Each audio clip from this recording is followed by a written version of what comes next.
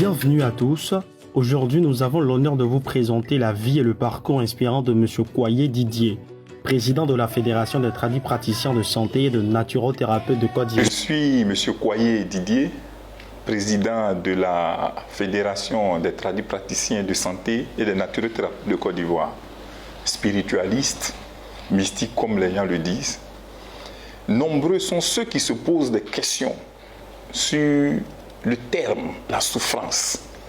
Puisqu'aujourd'hui, ceux qui ne souffrent pas, vraiment, il n'y en a presque pas. Donc, je vais essayer de répondre à cette question. Qu'est-ce que la souffrance? La souffrance, c'est le fait d'être éprouvé par des sensations douloureuses et pénibles sur le plan mental et physique. Les causes de souffrance sont nombreuses, voire même infinies. Mais je vais citer quelques-unes. Il peut y avoir la perte d'un être cher, soit son père, sa mère, son frère, son époux, sa femme, etc. Il y a des échecs à répétition qui peuvent être des causes de souffrance. Il y a la non-atteinte d'un objectif. Il y a les handicaps, la pauvreté, etc. Voici quelques causes de souffrance. Ce qui est dangereux, c'est que le sujet qui souffre, souvent est gagné par le désespoir. Je répète, le désespoir. Alors chaque jour, heure après heure, minute après minute, jour après jour, il s'enfonce dans un sable mouvant. L'issue peut être fatale, la mort, la folie, etc. Moi, je propose l'approche spirituelle de la vie, qui nous dit que nous sommes une âme, un esprit dans un corps. Le corps, il passe, il change, il se désagrège, mais l'esprit demeure. Je répète, l'approche spirituelle de la vie nous dit que nous sommes éternels. Dans ce cas, j'exhorte mes frères à se battre, tant sur le plan mental que physique. Avec cette approche, tire ta joie dans tout. Apprécie même ta femme. Aime les instants que tu vis. Aime l'ami, même ton chien. L'heure que tu vis. Mais quel est l'homme qui, malgré sa pauvreté, malgré sa souffrance, peut envier, peut vouloir être à la place du cadavre d'un homme puissant? C'est impossible. C'est impossible.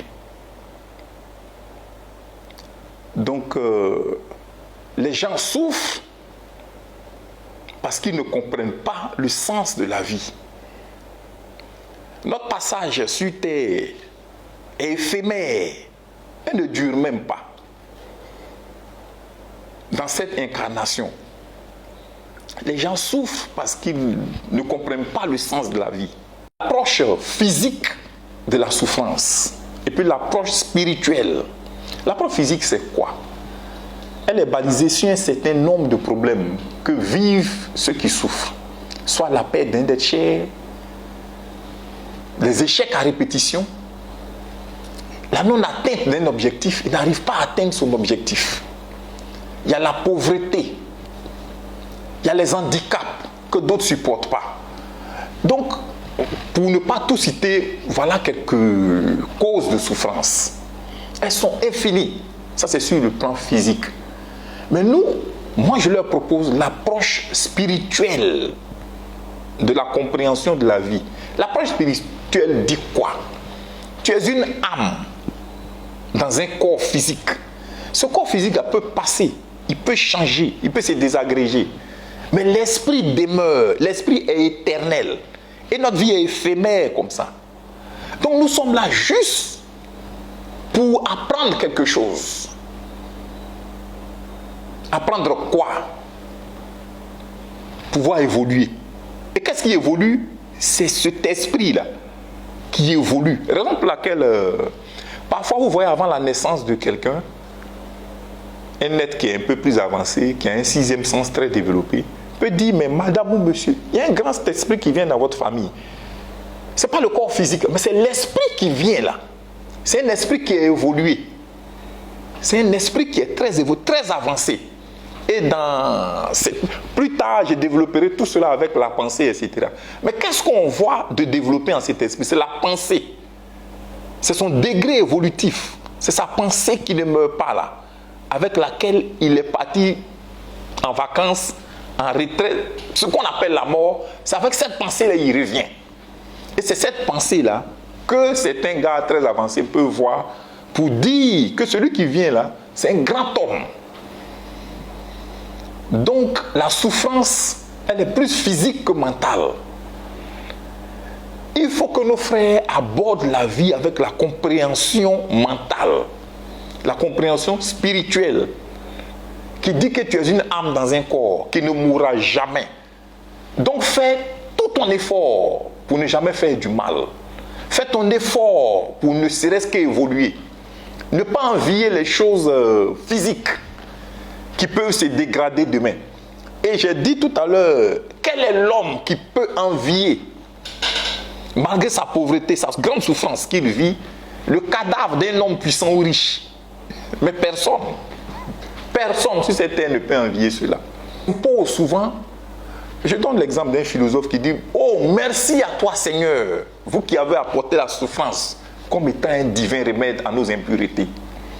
La souffrance te permet de t'apprécier, te permet de grandir. C'est un passage, c'est une traversée du désert. Ça te permet de te remettre en cause. Et cela s'impose à tout grand homme. C'est un passage par rapport à l'idéal qu'il poursuit. Jésus, le grand maître Jésus, comme le dit, c'est un Dieu pour d'autres. Il a souffert pour nous montrer l'exemple. Il n'y a pas un seul de ces grands prophètes qui n'ait pas été éprouvé par la souffrance.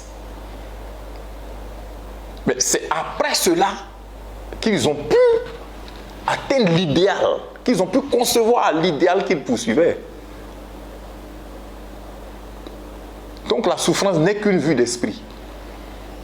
Merci de votre attention. N'hésitez pas à suivre notre chaîne pour plus de vidéos inspirantes sur des personnalités remarquables.